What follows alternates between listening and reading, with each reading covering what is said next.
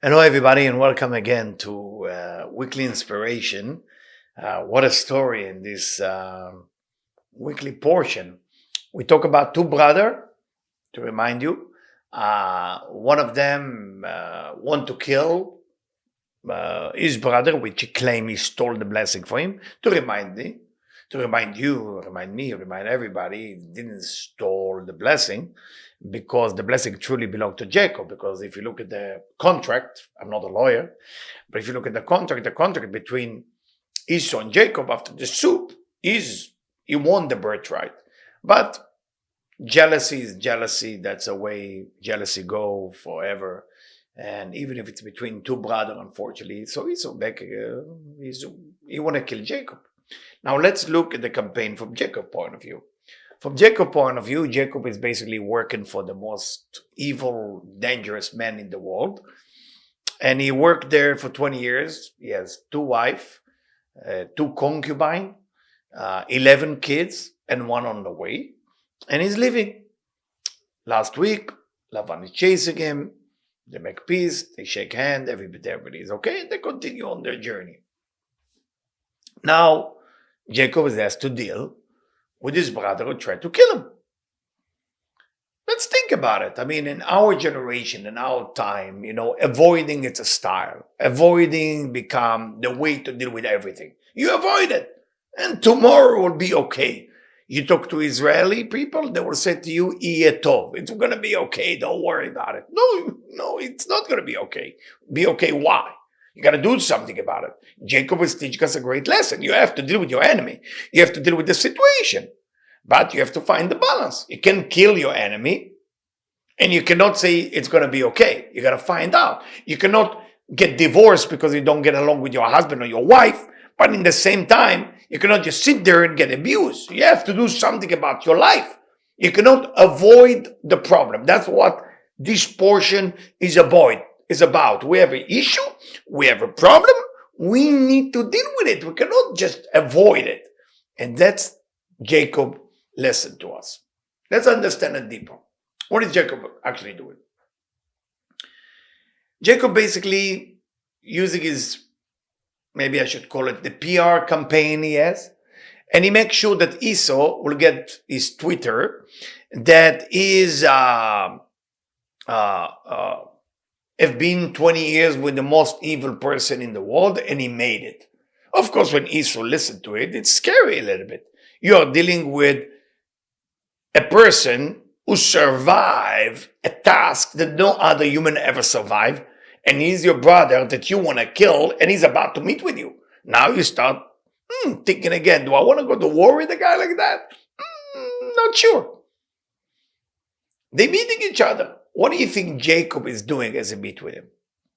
Remember, the campaign, the news, the New York Times, the Wall Street Journal all say one thing. Jacob lived with a very dangerous man, and he survived. Not only he survived, he came with all the money. Ooh, it's on the front page of New York Times. And that front page of the New York Times say, I want to meet with you.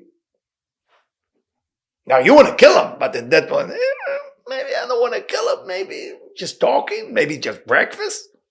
Now, when that person from New York Times, Wall Street Journal, PR, whatever you want to call it, Fox 5 or CBS, is coming to see you, you know what he does? He bows to you. Now you start thinking, what's going on? That's this guy that I'm supposed to bow to. He bowed to me 7 times. And after 7 times of bowing to me, he come and he give me a hug. And all what I want to do is to kill him a few hours ago. What happened as a result? Say the Torah. Esau, instead of biting him in his neck because he want to kill him, give him a kiss. Vayishlah. Here is the roots of transformation of every area of your life. Your relationship, your well-being, your business. That's called the balance point. That is the balance. This is the story of the week. And I hope that people will listen to this story again every week. If you want to get your relationship better, if you want to make your life better, because it's to find the balance. And I want to continue the story before I'm going deep into the portion. It's an important story. So those of you who even heard just the first 10 minutes of my lecture will be good enough for you. You don't have to continue and hear everything. But if you want to hear more, of course, you're welcome to stay. The rest of the story, we are hearing another story. Jacob arrived to the city of Shechem, Nablus, where we call today, where most of the problem in Israel happened now. And then that city called Nablus, basically his own daughter, Jacob's daughter, unfortunately, get around with the wrong people. Get around with the wrong people, thing going out of control. The rumor is out.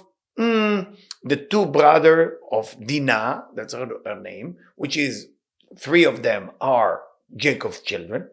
So the 2 brothers named Levi like Levi's, Levi Strauss, Levi, and Shimon like Simon, make a conscious decision to go and do some revenge, almost like you see in those mafia movies. And they make a claim to the people who live in Nablus and say, listen, if you circumcise yourself, you might accept you as a family. And they agree. And the day after they do circumcision, or 3 days after, to another commentary, they took the sword and they basically start killing every man in that town. A negative energy that lasts forever. Jacob heard about it and says, shame on you. What is going on? Because Jacob has the style of how to find, not being aggressive, not being passive and avoiding, being more assertive. And here we see that the 2 sons acting in an aggressive way. And for that reason, the negativity is there. A lesson for us, for all of us, is how we cope, how we deal with life. How we deal with life. Are you going aggressive and scream? Or are you staying passive and avoid? Or you find the center column. You find the center column. Jacob represents the balance, the assertiveness, how to behave. Don't avoid the situation. Don't go aggressive with the punch. Find a better way. I had wonderful, wonderful gentleman that I love so much from living Boca Raton. And every time we talk Torah, we have to talk politics. He's big on politics. Doesn't matter what we believe in right now. But we talk about the Republican, Democrat, this was better, this worse, this better. So I told them that the both party has issues that they have to address. I told them today. I said, this party have to address that party, you got to find something in the middle. Something in the middle.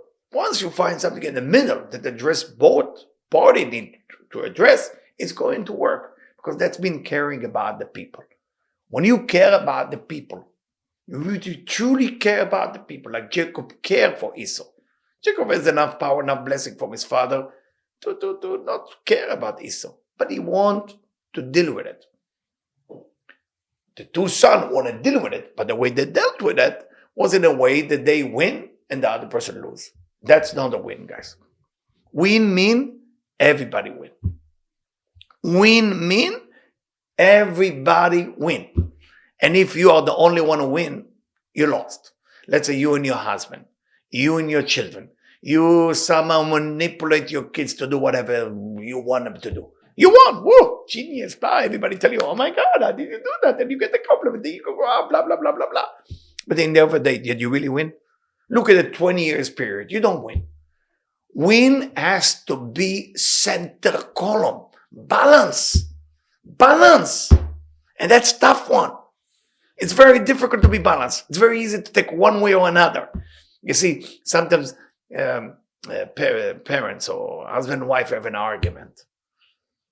And she said, he said, she say, she say, that she say, that he say, that he say.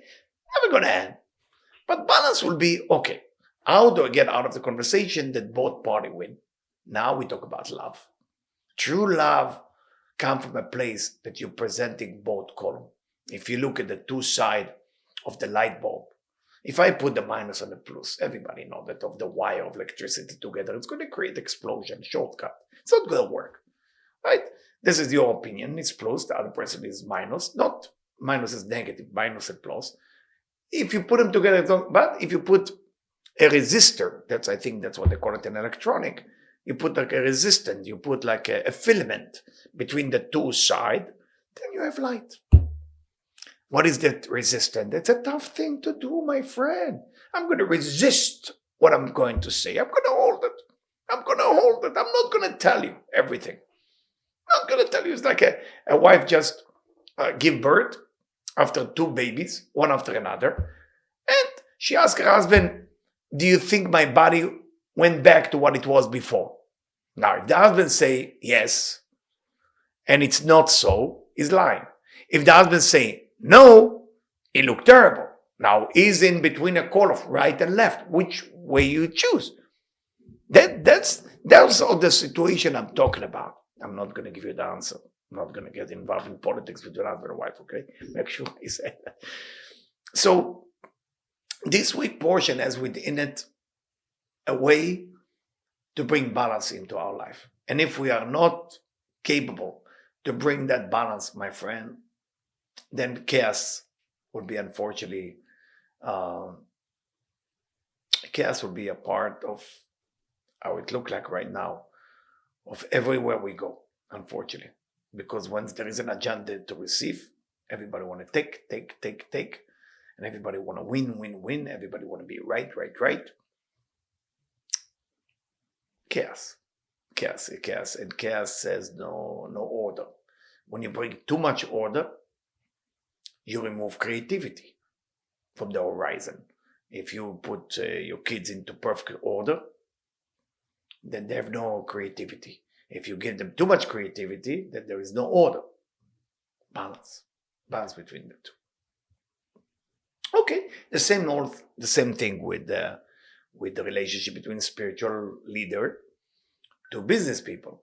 A lot of time we see that business people, disrespect spirituality, and we see spirituality disrespect business people. I'd like to share with you a personal story.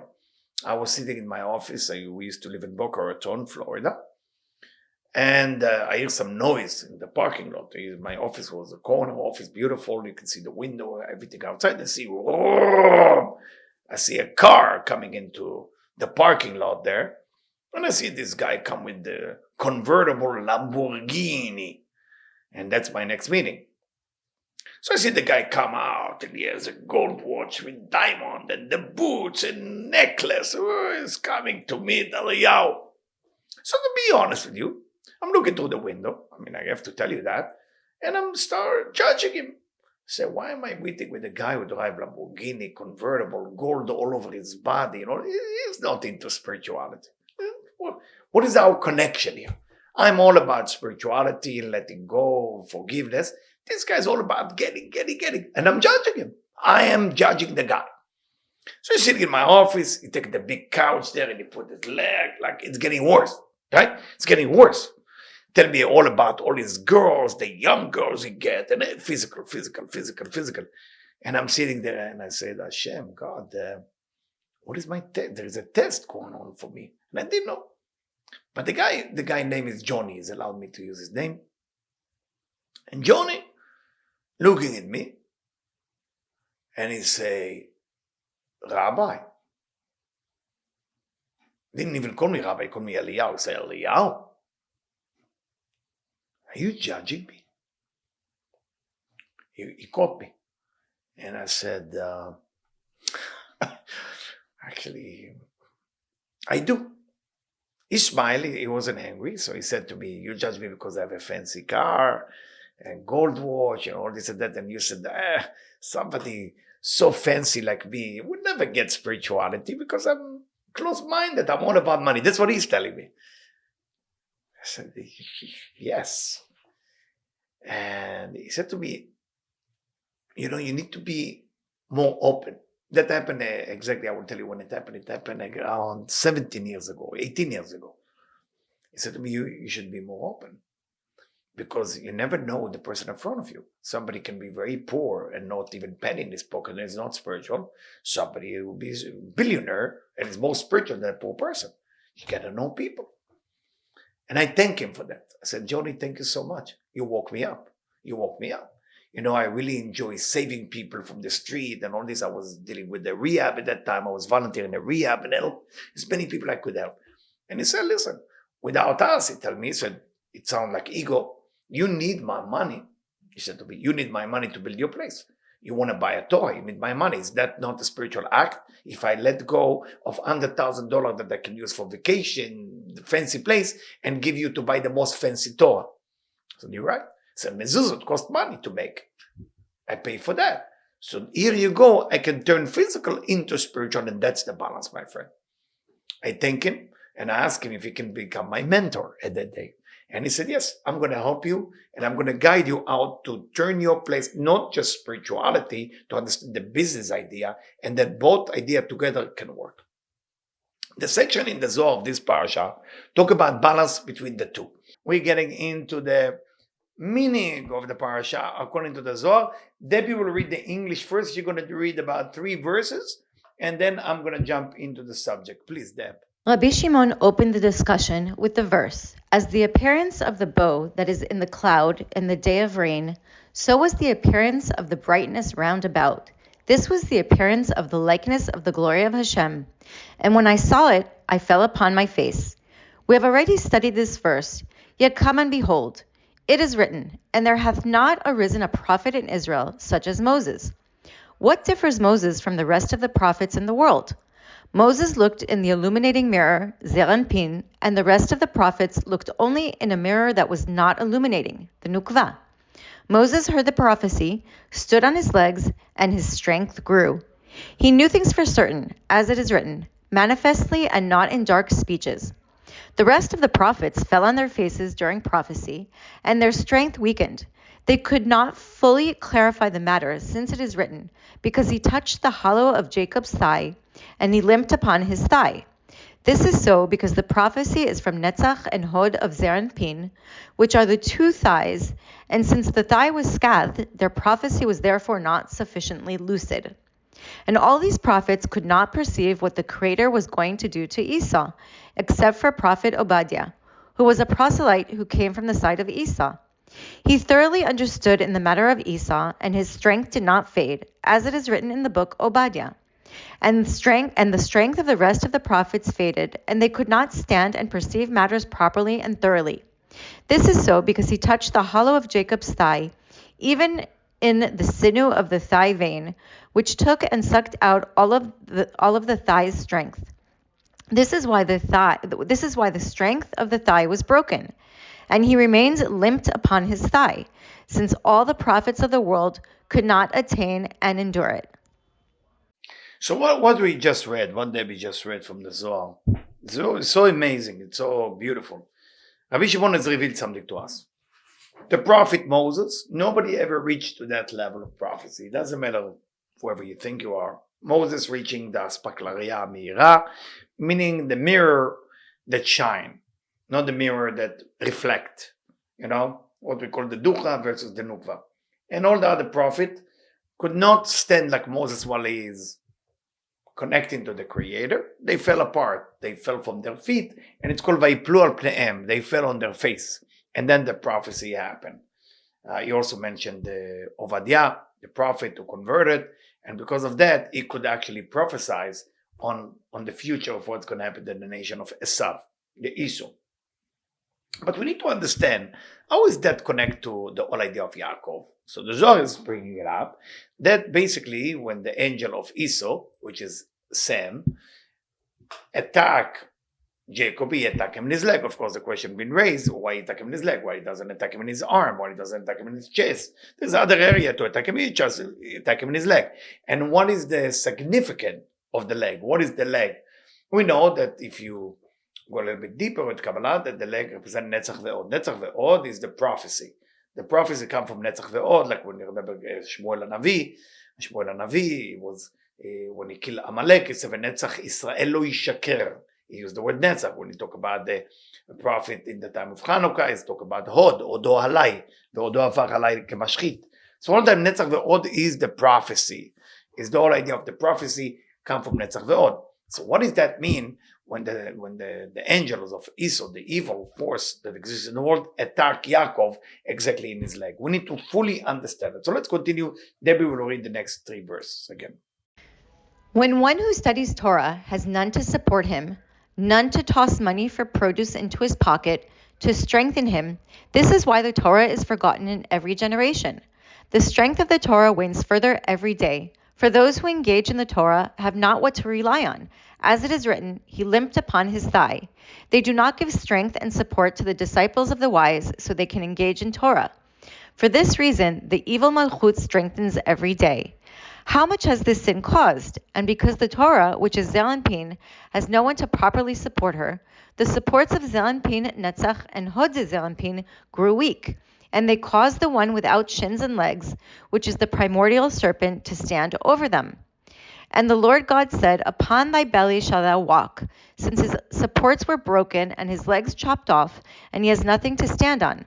So are Israel, if they do not want to rely on the Torah to provide for disciples of wise, who engage in the Torah. They give the serpent support and shins to stand on and be strengthened in. This is so because the Samech Aleph is built of deficiency in the Kedusha, holiness. How much deceit and cunningness did that rider of the serpent, Samech Mem, devise against Jacob on that night?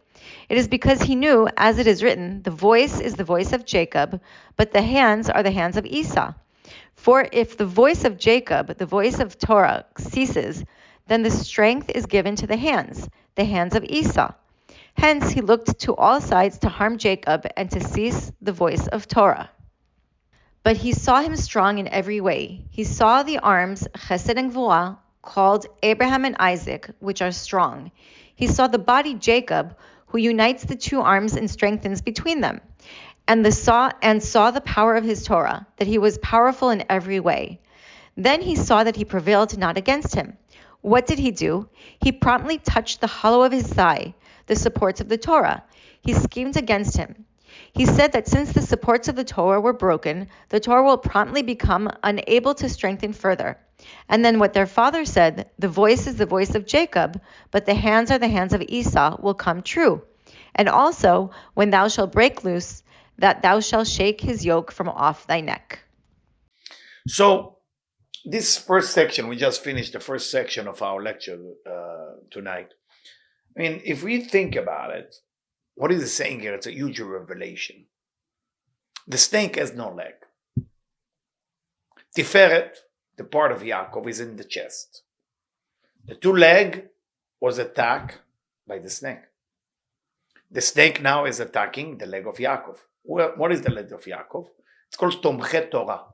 As I say, Netzach ve'od represent prophecy, but Netzach ve'od also represent Tomche Torah, the people who support the one who study Torah. So now we have to change all of our awareness and consciousness about life. We usually give the respect to the teacher, to the rabbi, to the Kabbalist, to the guru, to whatever mentor. All of a sudden, the Zohar is teaching us something totally new, out of the box. It tells us that the one who give the money to the one who teach Torah, they are the one that because of the Torah continue. Not because of the one who teach Torah. The one who teach Torah is Tiferet. He's a channel of the light of Hashem. You have a rabbi who teach Torah, so don't thank me. I mean, I'm teaching you now Torah. It's not about me. Who bought the camera? Who bought this microphone? Who pay for different thing that is around us? The bagel, the whatever it is. Look for those things because this is Tomchei Torah, Rabotai. This is the one who gives respect. I'm going to a shul. So there is a names of all the people who donate the stone on the shul. And usually we skip that. Hey, what they want, they're too much agava, too much this, and too much ego. It's not your business. Your business is to know who are those people that because of them the Torah continue. Unfortunately, because there is so much jealousy and hatred among people, we don't give enough respect for the people who donate money for the scholar to continue, teach, and study. Those people are so important. We usually give the respect to the teacher, to the rabbi. Woo, he's a rabbi, he is so smart. So what? Who paid for the book? Who paid for his shoes? Who paid for his beautiful suit he's wearing? Somebody took care of it. When we start looking at it, then we have to start giving respect to those people. Because without those people, Chas v'Shalom, it will be no Torah. Going back to our story. So the angel that attacked Yaakov, why attack him in his leg?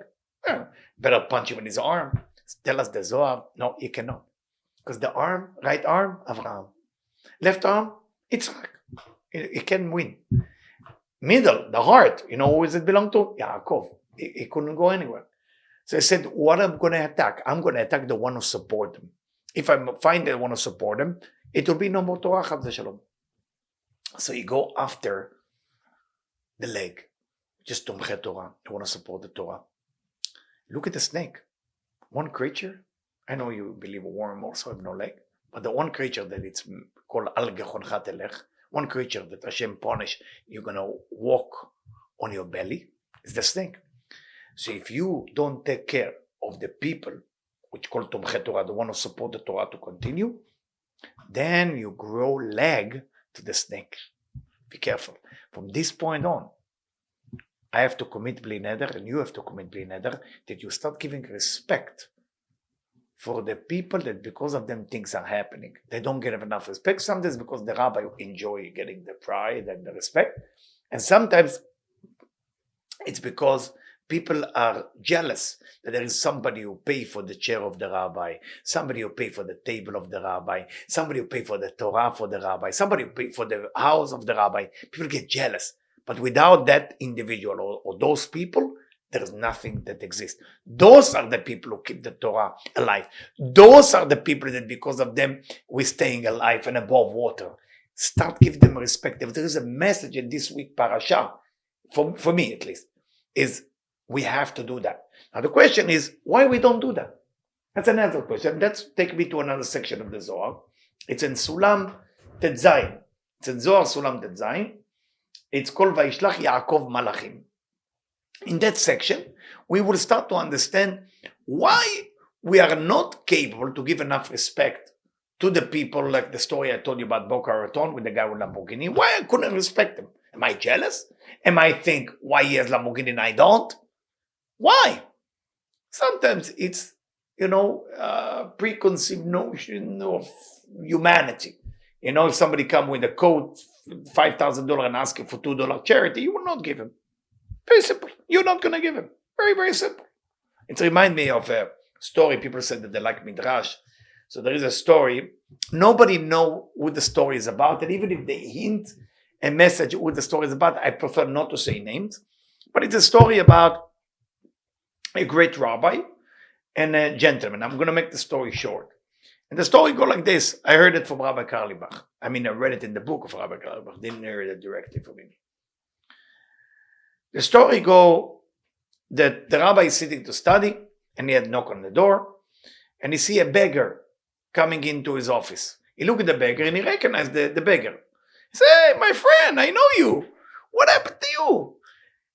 And the rabbi looked at him and said, let's say his name is Ephraim. He said, "Ephraim, you marry the richest woman in Europe.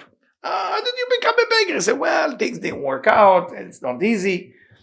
He said to him, "What's going on?" He said to him, "The truth, I need 2,000 ruble. It's a big amount. 2,000, let's say he's asking you for $50,000. I need $50,000 for a wedding. And you got to help me." He said, "I don't know. I'm going to try. I'm going to talk to a few people. The rich people in town maybe gave yesterday a lot of money. I don't know if they're going to give you." He said, "No, you got to do that." And the rabbi said, "Well, I'm not sure I can do that." I said, "Well, you got to do that. You got to do that for me." And he come and he bring him, instead of 50,000 ruble, he bring him 100 ruble, which is a nice amount. And I said to him, no, I need 2,000 ruble, I need $50,000. Yeah, they said, do it. And the rabbi started judging that man, judging that poor man who bothered me to study Torah, who bothered me to do things. Why he bothered me? So the rabbi started going around and asking around, "Hey guys, I need some volunteers to go raise money for that guy." And the volunteers try to do, they come up with 20 ruble, 30 ruble. Nobody can bring 2,000 ruble. And every time he see that beggar who used to be his friend, he looked at him and said to him, I can arrange 130 ruble. I cannot get you 2,000. I said, no, I want 2,000 ruble. That's what they asked. That's what I got to do. The rabbi started going around, and he hated the moment that he met the Ephraim. He hated the moment that he has to raise money. Instead of study Torah, I cannot believe, instead of study Torah, now I'm going door to door to raise money. And he put it in his bag, good in his bag. And it took him a long time. It took away from his family, it took away from his Torah, it took away from everything. Just raising money. It's so humiliating, so embarrassing. So he come back to after a long time, I make the long story short, it's a long story. And he arrived to that poor beggar, and he found him, because he couldn't find him nowhere. He asked, where is he? He disappeared. So he started thinking to himself, maybe he get angry with me, maybe he was upset, because last time we had a fight, why you bother me? So he found him. He brought a 2,000 ruble, and he said to him, here's your 2,000 ruble, please go marry whoever it is in your neighborhood that you need to be married. The poor man stand up and look at the rabbi and say, Rabbi, I don't need this money. I'm a very wealthy man. He said, but you said you lost your money, and look at you. He said, no. Sit down, Rabbi. He ordered some fancy dinner. And the rabbi is angry in the highest level, judging that poor man. So listen, I never lost my money. I'm very wealthy. He says, what's your problem? What's your problem? What have you done to me? I was wasting 3.5 months for you. Why you did that to me? I said, can you please just get relaxed and listen to me. It's okay? I'm listening. I said, Rabbi, I had a dream last night. I mean, not last night, the night before he came to him. In that dream, the angel showed me how beautiful your soul is, Rabbi. They show me that you built from 2 people. Half of your body is in heaven, in the Garden of Eden, but your leg is in hell. And when I asked the angels, why you put the rabbi's leg in hell and his all upper body is in heaven?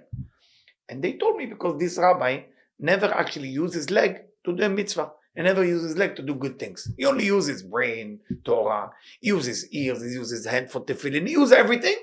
The 2 legs, he never used it. He never did bad things with the leg, but he never did good things. That's why I knew that you will have to go door to door with your leg to do good things. What we call in those of you who know halacha, it's called begufo. To do the mitzvah begufo. It's like 1 week, one of the local synagogue gave bags to give for the poor. And I saw poor from our balcony, from our window. And my kids saw me running so fast to give the bag. I said, why are you running? I said, because I can do begufo. Now I can do it with my leg. Give the mitzvah, give the gift. Instead of just give a talk or give a lecture or teach somebody. It's when you do something like that. And I think it's a great lesson for us to appreciate people who give. Because a lot of time we don't appreciate people who give. And we don't understand that giving and charity and receiving charity, all of those things an action of interact with human being. You cannot, if you are a rabbi and you listen to my lecture, don't just sit in your office all day long. Go out of the office, if it's even 1 hour a day, and try to find somebody to talk to. If you don't have money to give, so talk to someone, make somebody happy.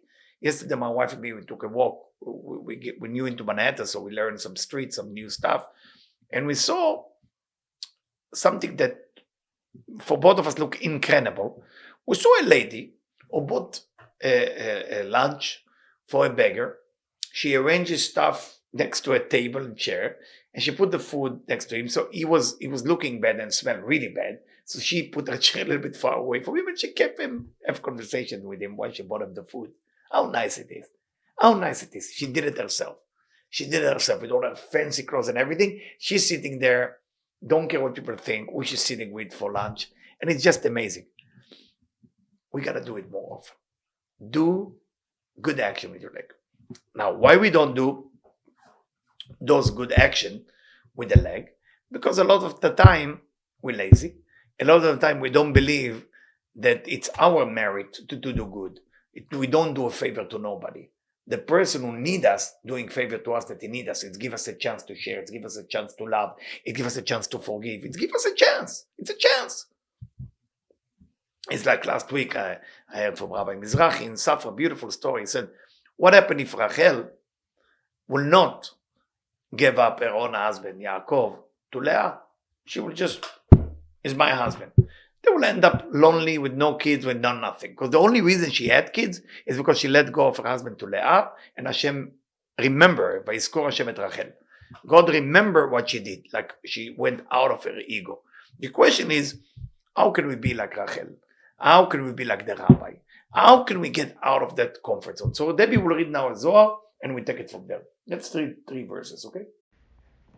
And Jacob sent messengers. Rabbi Shimon began the discussion with the verse, "Better is one lightly esteemed who owns a servant than one who pranks himself but lacks bread." This verse refers to the evil inclination who constantly accuses man.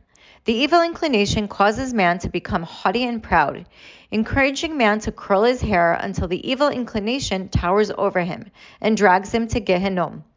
Better is one lightly esteemed means one who does not follow the evil inclination and does not act haughtily, but humbles his spirit, heart, and will before the Holy One, blessed be he.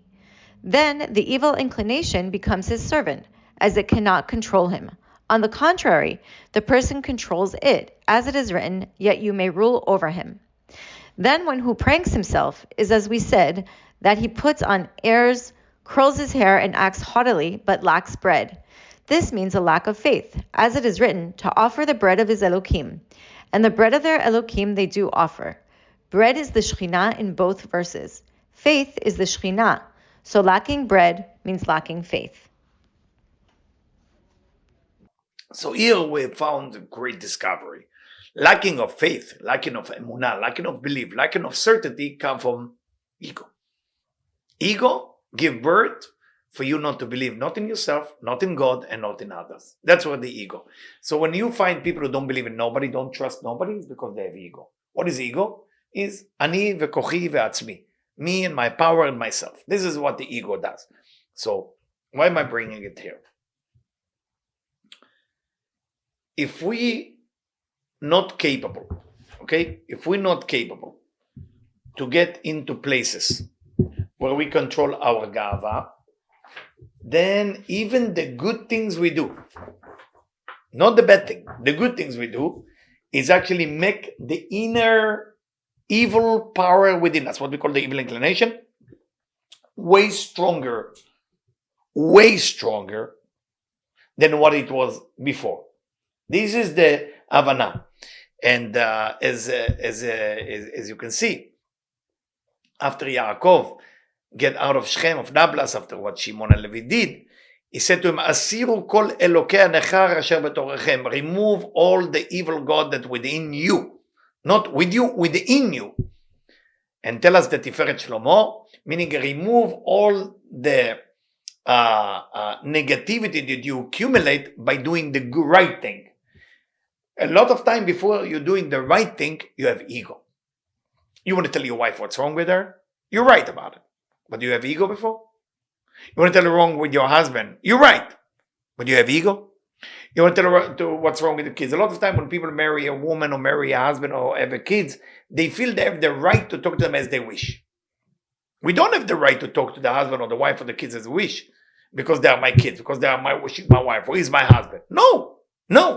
We cannot take them for granted. Lower your ego a little bit. Or your neighbor. That's your neighbor. There is a reason why God put you together. There is a reason why God put you and your neighbor together. So everything is perfectly designed for my soul. The ego is the mother of all evil. Whatever you say, I'm the worst, which is ego too. Or I'm the best, which is absolutely ego. There's 2 types of egos that Ramchal say. I cannot go into it right now. But one thing that Ari is saying, Rabbi Isaac Luria is saying, every time you're about to do something good, stop and do tshuva. Do repentance. So you are about to light candle for Shabbat or candle for Hanukkah. Stop. Don't do it yet. Close your eyes and think about your ego today. Did you have ego?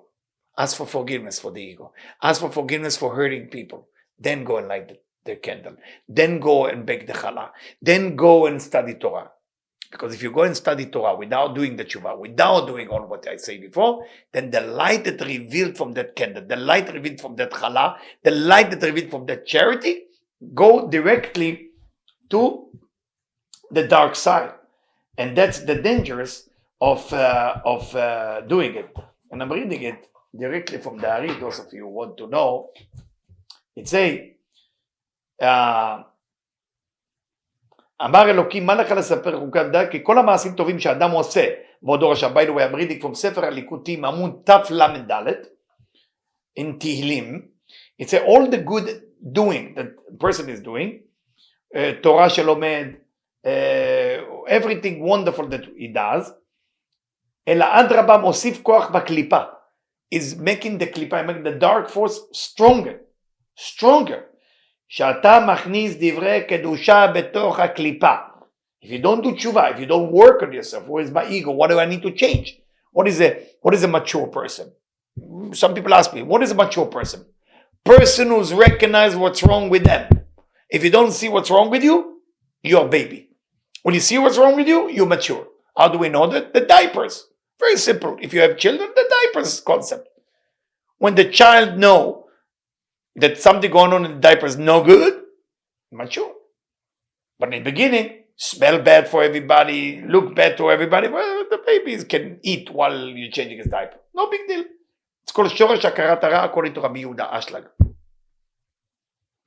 The recognition of the filth from within make you mature, spiritually mature. You don't see what's wrong with you from within, make you a baby in spirituality. So when you look inside, and you see what's wrong with you, you're growing. Don't look at it as a bad thing. It's growing. But only if you find it and you're happy to find it. ובזה מוסיף על חטאתו פשע גדול עבור נשוא, וכשחוזר בתשובה מוציא אותו כוח שנותן לדור קליפה. Every time you do tshuva, every time you're doing a repent about negativity, all the light that you gave to the dark side, you can pull it out of there and it can become part of your soul. Now you have to remember one thing. There is all type of people in the world, right? But the Ari said, Rabbi Isaac Luria say, we have people that their act are good, but the way they behave is bad. Now I know it's confusing because midotav mean attribute. Attribute meaning, let's say, anger issues, attribute. But the good action, they pray, they meditate, they give money to the poor, they're wonderful with the action. But they have anger issue, or they have lust issue, or they have addiction, but they're great people. Those are one type of people. Why and then there is people who their action is terrible. They never give charity, they never care for others, but they never get angry, they're nice, they're kind, full of manners. How come? And then there is, of course, people what we call tzaddikim, righteous, that are perfect and everything. Tell us the Arizal, Rabbi Isaac Luria, because there is people that born righteous, but because they did a mistake, they did some sin, then a soul that coming from the dark side dwelling on their head and don't let them all the time to be perfect. Then there is people who born bad, but because they did one good thing, then there is a dwell of a soul of a righteous around them who help them to do better. And then there is people who born righteous and capable to keep themselves righteous. Why do we need to know that? A lot of time, before you're doing what you're doing, how do you see yourself? That's a question. How do you see yourself? If you not humble yourself, my friend, if you not look at how can I be better, a lot of time I see couples that I love so much, and I know how much they love each other. And they fight with each other over how much sleeping they have and how much, kiss she gave him and he gave her, all kind of, forget the anniversary, not forget. Ego. All going back to the ego and ego and ego and ego and ego again. Gotta do tshuva, gotta do repentance before you do an act. And it reminds me, we'll end up with that, my parents, if there is something I learned from my parents. I don't tell a lot of story of my parents, but my parents were humble. Truly humble, like not humble to show off. They didn't try to show off, they didn't care if people see it or not. They were humble, for real humble. One of those people who are humble, but they don't care that they're humble, so you never know they're humble. There's people who are humble, but make sure the whole world know that they're humble. They were the first kind. Simple people. No, you would not even know they're there. Very like really simple people. And the idea, when I look at them now, of course, when I'm more mature, when I was a kid, I was judging. Now, they did whatever they can with their hand to work with their hand. If it's to wash floors, if it's to wash school, if it's to work as a gardener, to work as a constructor, whatever job they can do to make sure that their kids will make it. It doesn't matter what roughness they went through, and they went through. My God, every minute was a roughness in their life. But they were able to make it. And you know what they did at the end of the night? They were sitting and laughing about themselves. And the reason I'm sharing that story, because when I look back, how they treat people and how they make people happy, and how they were really simple. My father was not a rabbi, he was a working man, just working. My mother was not like come across holy or anything like this. But it's funny, I judged them all my life. And in one point, the reason I changed, one of my client that I'm advising him how to have a better life and what to do, met my parents, and I tried to make my parents don't meet my clients. I said, listen, my parents are too simple. They don't fully understand Kabbalah, spirituality, forget that. But he said, listen, do you mind if I go with them to dinner? I said, yeah, go ahead to dinner. They don't eat. You will see, they don't eat outside. They only eat at the house. They're very, very humble, simple people. So, okay. So what he did, he cooked together with them in the house, and he started talking to them. He was going through a rough time because his girlfriend went with his best friend, and she left him, and he was really, really depressed. 2 months after my parents left the United States, they went back to Israel. He came to me and said to me, I want you to know your parents saved my life. And I started laughing at him. He said, he's not a rabbi, my father. He's not an advisor. He's a worker, man. He's just like to work with his hand. He said to me, you don't know your parents. I said, the truth, many people told me this, I don't know them. So they were sitting with me. They didn't have to. Hours. Until I will know how to cope and how to deal with my girlfriend left me. They get me out of my bed. They get me out of depression. They get me out of all the problem. They make me a man again. And at that moment, I was so ashamed that I didn't know my parents at all. And then when many students of yeshivot and rabbanim used to go to my mother to get a blessing for getting married or having children, I never understood why people go to my mom. She's a simple woman, sitting on the chair and just smiling and supporting as much as you can. They were very poor. My parents were very poor. And they go to her for bracha, for blessing. Sometimes, my friend, you live next to people who got it all, humble, simple people, but you don't see it. I was blind to see my parents. I didn't see who they are and what they're standing for. I was busy being that rabbi, that teacher, that scholar, knowing better than everybody else, reading all the books, memorize the books, what they say. But in the end of the day, a lot of time, the simple people who support, like I said in the beginning, others are way more powerful than the one who make the presentation. So may their soul rest in peace, and may the help of my father and my mother will rest up on you and bless all of you. And I wish also myself, to learn to be less ego and humble soon, I hope. And all the best, everybody. Thank you for listening.